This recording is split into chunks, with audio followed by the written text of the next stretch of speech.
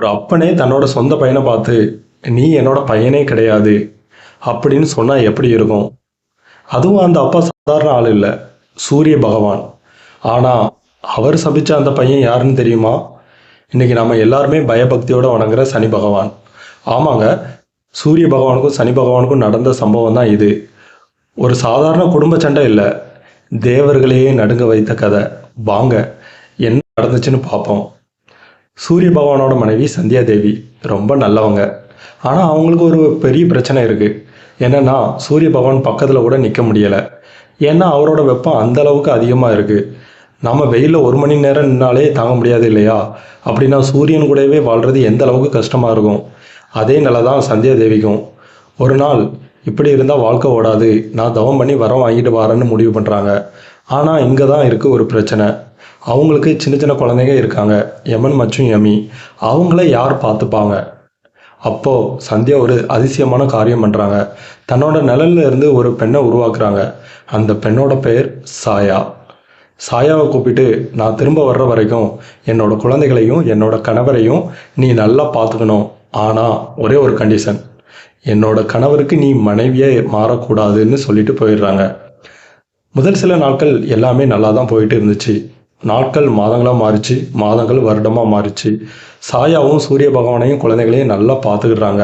ஆனால் விதி வேற மாதிரி விளையாட ஆரம்பிச்சது.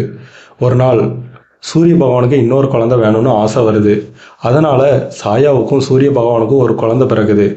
ஆனால் சூரிய பகவானுக்கு இந்த உண்மை தெரியாது. தன்னோட வாழ்றது சந்தியா இல்லை, சந்தியாவோட நிழல் சாயான்னு. குழந்தையும் பிறந்துச்சு. தன்னோட குழந்தைய பார்க்கணுன்னு ஆசையாக சூரிய பகவானும் வர்றாரு. குழந்தைய பார்க்குறாரு. அடுத்த நிமிடம் அவரோட முகமே மாறிடுச்சு. ஏன்னா குழந்தையோட வடிவமாக இருக்கிற சூரிய பகவானுக்கு பிறந்த குழந்தை கருப்பு நிறத்தில் இருந்துச்சு. ஒரு ஒளி கூட, ஒரு சிறு துளி ஒளி கூட இல்லை. உடனே சூரிய பகவானுக்கு கோபம். இது என்னோட குழந்தையே இல்லை அப்படின்னு கத்த ஆரம்பிச்சிட்டாரு. இல்லை சுவாமி, இது உங்களோட குழந்தை தான் அப்படின்னு சாயாதேவியும் சொல்கிறாங்க. ஆனால் கோபத்தில் இருந்த சூரிய பகவான் அதை கேட்கவே இல்லை. ஒழுக்கம் கெட்டவளே அப்படின்னு அவமானப்படுத்துகிறாரு. அந்த ஒரு வார்த்தை சாயாவோட இதயத்தை சுக்குநூறா உடைச்சது. கண்ணில் இருந்து தார தாரையாக கண்ணீர். அந்த கண்ணீர் குழந்தை மேலேயும் விழ ஆரம்பிச்சது. அந்த குழந்தை சாதாரண குழந்தை இல்லை, அவன் சனி, கர்மத்துக்கான நீதிபதி. நல்லது பண்ணா நல்ல பலன், கெட்டது பண்ணா கெட்ட பலன், எந்த பரபட்சம் இல்லாமல் தீர்ப்பு சொல்ல வந்தவன்.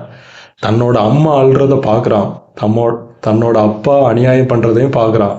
அடுத்த நொடி அவன் செய்த காரியம் இந்த உலகமே அதிர்ற அளவுக்கு மாறிச்சு. சனி தனது அப்பாவான சூரிய பகவானையே கிரகணம் பண்ண ஆரம்பிச்சிடுறான். ஆமாம், உலகத்துக்கே வெளிச்சம் கொடுக்குற சூரியன் தன்னோட சொந்த மகனால மறைக்கப்படுறான். தேவர்களும் அசுரர்களும் சாக்கு. இது என்னடா நடக்குது? எல்லாருக்குமே குழப்பம். இதுக்கு பின்னாடி இருக்கிறது சனி பகவான் யாருக்குமே தெரியல. கோபத்துக்கே உச்சிக்கு போன சூரிய பகவான் சனியை பார்த்து ஒரு பயங்கரமான சாபம் கொடுத்துட்றாரு. என்னோட ஒளி எப்போ உன் மேலே படுதோ அப்போ நீ எரிஞ்சு சாம்பலா போயிடுவேன்னு. ஆனால் அதுக்கப்புறம் என்ன நடந்துச்சு? சனி அந்த சாபத்துல இருந்து தப்பிச்சாரா? சூரிய பகவானுக்கு உண்மை தெரிய வந்துச்சா? சாயாதேவி திரும்பி வந்தாங்களா? இதெல்லாம் நம்ம அடுத்த பாகத்தில் பார்க்கலாம்.